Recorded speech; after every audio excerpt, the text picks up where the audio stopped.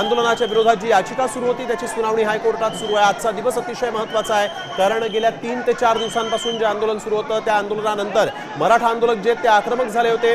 Chhatrapati Shivaji Maharaj terminus तसंच flora fountain आणि या आझाद मैदान परिसरामध्ये या आंदोलकांनी आपण बघतोय कशा पद्धतीने आक्रमक होत आंदोलन केलेलं आहे। हैदराबाद गॅजेटियरच्या अंमलबजावणीबद्दल आपल्याला काय करता येईल, सध्याच्या कायद्याच्या चौकटीत राहून शेवटी आंदोलक जे आहेत त्यांना आपण ज्यावेळी काही सरकार म्हणून भूमिका मांडू, शेवटी ती न्यायालयातही टिकली पाहिजे। एक जनहित याचिका दाखल झाल्याच्यामुळे माननीय ॲडव्होकेट जनरलना त्या ठिकाणी जावं लागलं।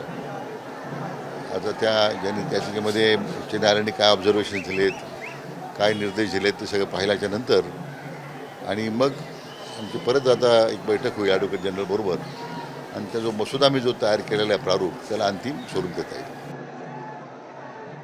मी कालही आणि आजही जरंगे पाटलांना मी आवाहन केलेलं आहे की ज्या लोकांना आंदोलनाला पाठिंबा द्यायचा आहे त्यांनी आझाद मैदानावरच फक्त बसावं, अन्यत्र कोणी गेलं तर ते ह्या आमच्या आंदोलनामध्ये आमचे आंदोलनकर नाही आहेत, त्या आंदोलनात सहभागी झालेले हे कार्यकर्ते नाही आहेत असं स्पष्ट समजण्यात यावं।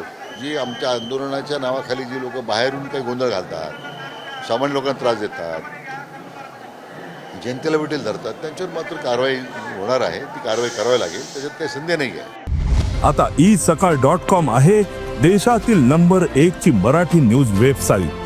प्रत्येक अपडेटसाठी isakal.com ला नक्की भेट द्या।